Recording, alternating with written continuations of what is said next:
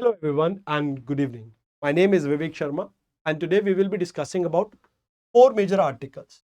पहले आर्टिकल में India China relation, दूसरे में जम्मू कश्मीर, तीसरे में ब्लू ड्रैगन एंड चौथे में मैगसेसे अवार्ड के बारे में हम डिस्कस करेंगे।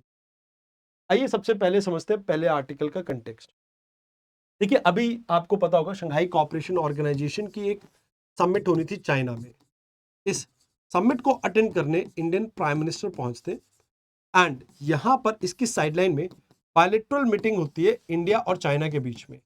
कहीं ना कहीं यूएस से बढ़ते हुए तनाव के बाद ये इंडिया के लिए एक इंपॉर्टेंट समिट थी जहां पर इंडिया, रशिया और चाइना तीनों एक साथ मिलने वाले थे। जहां पर एक तौर पे आप ये कह सकते हो कि रिच के बारे में भी बहुत ज़्यादा डिबेट डिस्कशन चल रही है, रशिया, इंडिया एंड चाइना।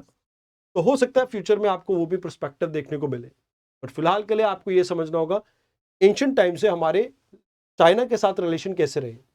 तो अगर एंशिएंट सिविलाइजेशन लिंक की बात करें तो बुद्धिज्म एक शेयर्ड हिस्ट्री है हमारी, कहीं ना कहीं कल्चरल टाइज देखने को मिलते हैं दोनों कंट्रीज के बीच में। उसके बाद पोस्ट इंडिपेंडेंस 1947 से 50 के बीच में एक नारा चला था हिंदी चीनी भाई भाई, एंड ये कहीं ना कहीं एक अच्छी बात थी कि इंडिया ने उस समय चाइना को कहीं ना कहीं रिकॉग्नाइज किया था, one of the first countries में से एक था। हमारे बीच में 1954 में पंचशील एग्रीमेंट होता है, ये पीसफुल को एग्जिस्टेंस के लिए होता है जहां पर म्यूचुअल रिस्पेक्ट करेंगे सॉवरेनिटी की एक दूसरे की, नॉन अग्रेसिव पॉलिसी रखेंगे, नॉन इंटरफेरेंस एक दूसरे के पर्सनल मैटर्स में, इक्वालिटी को प्रमोट करेंगे एंड पीसफुल को एग्जिस्टेंस को प्रमोट करेंगे। बट इसको ब्रीच करता है चाइना 1962 में, जहां पर आपके एक्साइशन एरिया को ये कैप्चर कर लेता है एंड चाइना अरुणाचल को भी क्लेम करता है, और उस समय तो सिक्किम को भी क्लेम किया करता था चाइना। अब हुआ ये कि 1976 में डिप्लोमेटिक रिलेशन वापस से रिस्टोर हुए एंड 1988 आते आते राजीव गांधी विजिट पे जाते हैं यहाँ पर लाइक चाइना की, एंड वहां से आपके रिलेशन ठीक होते हैं। 1993 एंड 96 के बीच में हमारे बीच में कॉन्फिडेंस बिल्डिंग मेजर्स को लेके कुछ एग्रीमेंट साइन होते हैं एंड 2003 में वाजपेयी जी विजिट पे जाते हैं जहां पर रिकॉग्नाइज करते हैं तिब्बत को चाइना के पार्ट के तौर पे एंड चाइना रिकॉग्नाइज करता है सिक्किम को इंडिया के पार्ट के तौर पे। बाद में बायलैटरल ट्रेड बूम करता है एंड आप ये देखते हो कि एक दूसरे के साथ हम कोऑपरेट करने लगते हैं। 2014 के बाद से दो तीन इंपॉर्टेंट विजिट आती है, जैसे वुहान विजिट, देन मुल्लापुरम विजिट। अब उसके बाद 2020 से ही हमारे आपस में रिलेशन खराब होने लगते हैं क्योंकि गलवान के ऊपर चाइना अटैक कर देता है। तो अभी शी जिनपिंग के साथ जब ये मुलाकात हुई तो हमने कहा कि भैया बॉर्डर के ऊपर डिसंगेजमेंट करेंगे, एक दूसरे के एरियाज को कहीं ना कहीं हम अब मतलब टारगेट नहीं करेंगे। देन टेररिज्म के ऊपर फोकस रहा, ट्रेड बैलेंस के ऊपर and multi polar world order के ऊपर यहाँ पर डिस्कशन हुई। मोर ओवर आपस में पीपल टू पीपल टाई को कनेक्ट करने के लिए direct flights and Kailash Mansarovar यात्रा को रिस्टोर करा जाएगा, वीजा फैसिलिटेशन और ज्यादा बूस्ट की जाएगी। देन स्ट्रैटेजिक ऑटोनॉमी कि भाई किसी थर्ड कंट्री के व्यू से हम एक दूसरे के रिलेशन को नहीं देखेंगे, एंड मोर ओवर यहाँ पर हमने जो चाइना है इसकी प्रेसिडेंसी को सपोर्ट किया एंड चाइना को इनवाइट किया ब्रिक्स समिट के लिए, आप इंडिया आइए। अब देखिए यहां पर बॉर्डर रेजोल्यूशन के लिए कहा गया कि हम fair, reasonable and mutually accepted solution के ऊपर फोकस करेंगे, एंड इसमें कहा गया कि ड्रैगन एंड एलिफेंट एक मेटाफर यूज किया गया कि they can dance together, they can cooperate, और ये कहीं ना कहीं एशिया और इवन ग्लोबल ऑर्डर को रीशेप करेगा। एंड यहां पर हम एक दूसरे की ग्रोथ स्टोरी को कॉम्प्लीमेंट कर सकते हैं एंड पीस एंड ट्रैंक्विलिटी को प्रमोट करने की जरूरत है, जिससे बायलैटरल डेवलपमेंट रिलेशन और ज्यादा बेटर हो। मोर ओवर चाइना और इंडिया दोनों ही कहीं ना कहीं टेररिज्म से प्रभावित है, तो यहाँ पर इंडिया और चाइना ने दोनों ही इस बात को मानते हैं कि भैया हम दोनों को एक दूसरे के साथ सपोर्ट करना होगा। देन ट्रेड एंड इकोनॉमी की बात की जाए तो कहीं ना कहीं एक इम्बैलेंस है, चाइना हमारे को ज़्यादा एक्सपोर्ट करता है एंड कहीं ना कहीं 100 करोड़ के आसपास का हमारा डेफिसिट अभी भी है, 80 के आसपास, 80 करोड़ बिलियन के आसपास का अभी भी डेफिसिट है, $80 बिलियन का अभी भी डेफिसिट है हमारे और चाइना के बीच में। ये एक बड़ी प्रॉब्लम है। मोर ओवर यूएस के परस्पेक्टिव से हम आपस में एक दूसरे के रिलेशन को नहीं देखेंगे and people to people contact को हम और ज्यादा बूस्ट करेंगे। तो इकोनॉमी पॉइंट ऑफ व्यू से हमारी $125 बिलियन की अभी तक ट्रेड हुई है, जिसमें से हम 14 बिलियन का एक्सपोर्ट करते हैं एंड कहीं ना कहीं इंपोर्ट करते हैं $113 बिलियन के आसपास। तो कहीं ना कहीं बहुत बड़ा एक ट्रेड गैप दोनों कंट्रीज के बीच में देखने को मिलता है। SCO, BRICS, G20 and AIIB जो इंफ्रास्ट्रक्चर बैंक है उसमें भी हम एक दूसरे के साथ हैं। मोर ओवर हम दोनों ही मल्टीपोलर वर्ल्ड को सपोर्ट करते हैं, क्लाइमेट चेंज को लेके एक दूसरे के साथ है। एंड मोर ओवर WTO में हम रिफॉर्म की भी बात करते हैं। बुद्धिज्म एक शेयर्ड हमारा कहीं ना कहीं कल्चर है, हेरिटेज है, common heritage. And educational exchange की बात की जाए तो यहाँ पर हम कहीं ना कहीं कोशिश करेंगे कि आपस में पीपल टू पीपल टाई को बूस्ट कर सके एंड कैलाश मानसरोवर यात्रा को फिर से बूस्ट कर सके।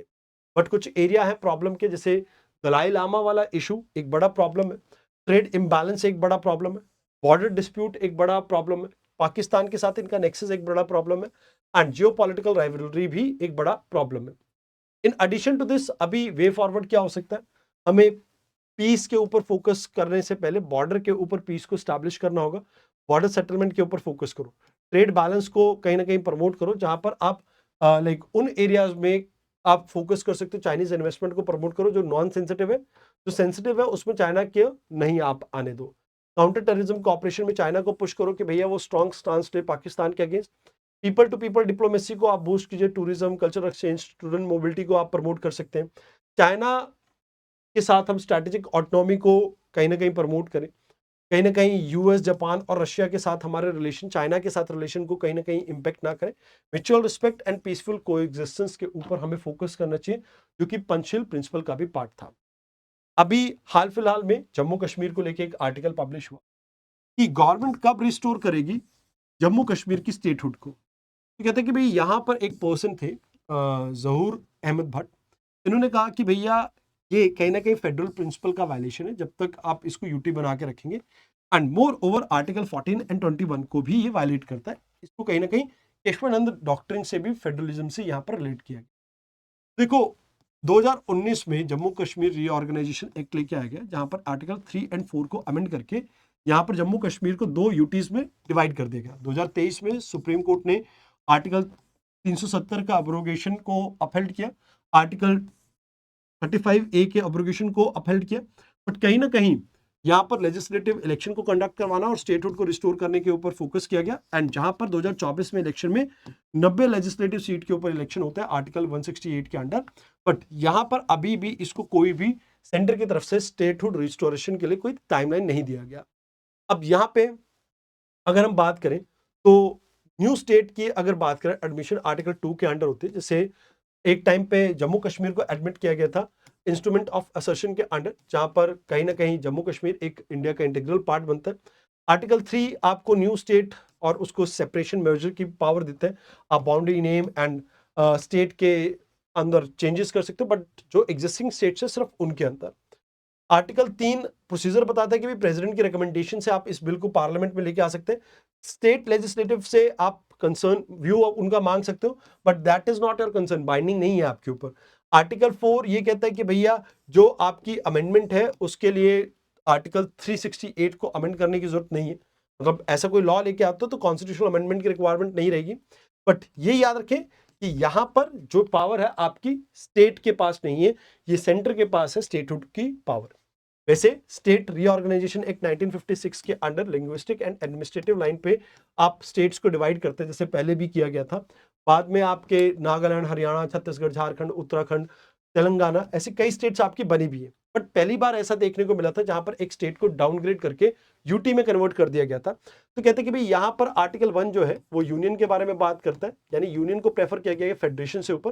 बट ये सिर्फ यूनिटी एंड इंटीग्रिटी को प्रमोट करने के लिए। बट सेंटर एंड स्टेट की जो पावर है उसको सब डिवाइड किया गया है आपके शेड्यूल 7 के अंडर। राज्यसभा के अंदर रिप्रेजेंटेशन भी है, वहां पर स्टेट्स का कहीं ना कहीं रिप्रेजेंटेशन रहता है। More over federalism basic structure का पार्ट है। एंड कहीं ना कहीं यहाँ पर जो यूटी बना दिया गया है आपकी जम्मू कश्मीर को, ये कहीं ना कहीं इसके कॉन्स्टिट्यूशन स्टेटस को डाउनग्रेड किया गया। कहते हैं कि भाई आपको स्टेटहुड को रिस्टोर करना होगा, कहीं ना कहीं इलेक्टेड गवर्नमेंट जो है वो आर्टिकल 168 के अंडर आपकी स्टेट गवर्नमेंट स्टैब्लिश होगी। एंड अभी फिलहाल के लिए लेफ्टिनेंट गवर्नर इसको रूल कर रहे हैं, बट बाद में गवर्नर आपके इसको रिप्लेस करेंगे।